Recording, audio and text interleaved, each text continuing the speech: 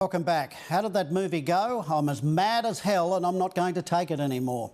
Well, that's how everyone watching Today Tonight this evening should feel about the electricity charges in this state. We pay the highest in the nation and our state government doesn't appear to have the will to change it. In fact, they could be making it worse. Hendrik Gout investigates. The November night, the lights went out. 100,000 South Australian homes and shops lost electricity last year because of the state's reliance on unreliant energy. Yeah, well, wind power sounds really exciting until the wind doesn't blow or the wind blows too hard.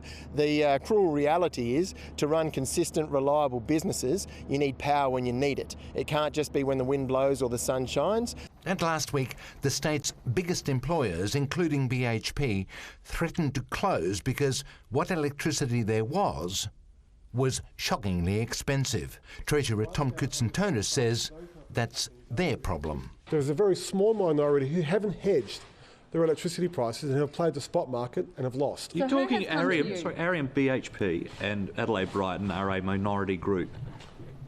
Well, first and foremost, in terms of employed. they have not hedged their I'll buy you one more frozen orange juice on this fantastic day.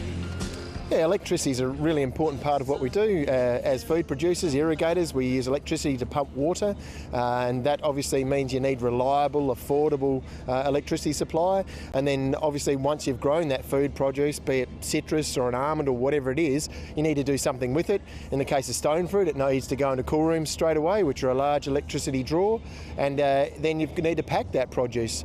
So obviously that takes power too. Ben Hazlitt, a citrus and grape grower in the South Australian Riverland. Electricity prices drives this machine and all his machines. Without that reliable, affordable supply, we're not in business. Which is why we're now hearing a diesel generator in the background. It's exactly why we're hearing a diesel generator in the background.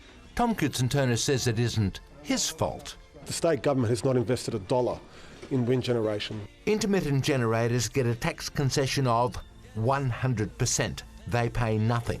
You pay higher government charges to make up the shortfall.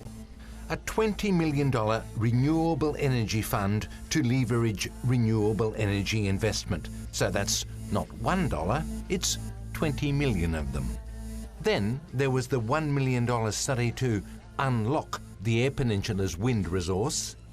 A score of mini wind turbines on government buildings around Adelaide, $330,000 for 20 turbines, then 40, then 60.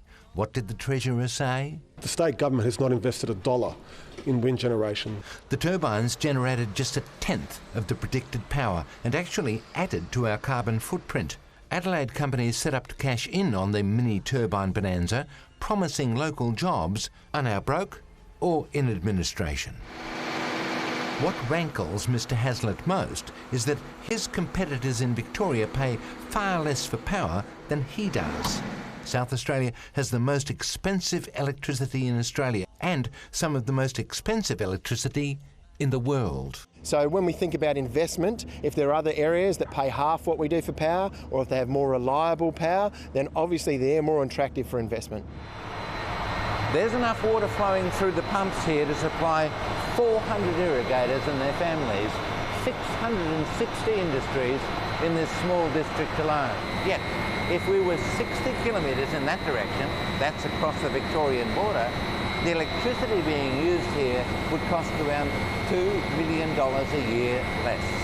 At the moment, we're looking at the spot market price hitting 10 times the cost of power in Victoria. Local MP Tim Whetstone and Irrigation Trust Chair Greg McCarran know Victorian irrigators are pumping water from Victorian installations exactly like this one from the same river, but at less cost. And makes us less competitive compared to other states. It makes us less competitive compared with other states. Well, I am seeing some businesses that are actually restructuring their business models. They are setting up in New South Wales and Victoria as we speak. This is an almond processing plant at Renmark, that's in South Australia. Across this barbed wire fence, across this grid, is Victoria. This mountain is made up of almond shells dehusked a kilometre across that border in Victoria. So there's certainly an attraction to look at having operations based over there rather than South Australia. Brenton Page is at Almond Co in SA. Being so close to the border, you can almost touch the cheaper power, and we just can't get hold of it. Perfect. Well brewed. Jack Beaver should know. He made it here in this converted shearing shed on the banks of the mighty Murray. It's good beer, and he could make more of it, except We've reached a limit to where we can expand to as far as the power consumption goes. We're basically going around the property and turning things off just to run the brew house as it is. Must make it pretty hard. Keeps you on your toes. The irrigators, the processors and the wineries are really feeling pain at the moment. Power prices in the last 12 months have doubled. so this is an example of decisions being made at Parliament in North Terrace affecting small communities up and down the river. Absolutely. We have to pump water, pressurise water in pipes to irrigate. We also have to manufacture to convert wine grapes into wine through the wineries, which are large power consumers. We are now uncompetitive with Victoria and New South Wales. There have been times when wind turbines have actually sucked power from the grid rather than supplying it. Look, power is the absolutely key for community wealth. Unless you've got affordable, reliable economic power, you don't have development. Without development, there's no healthy communities.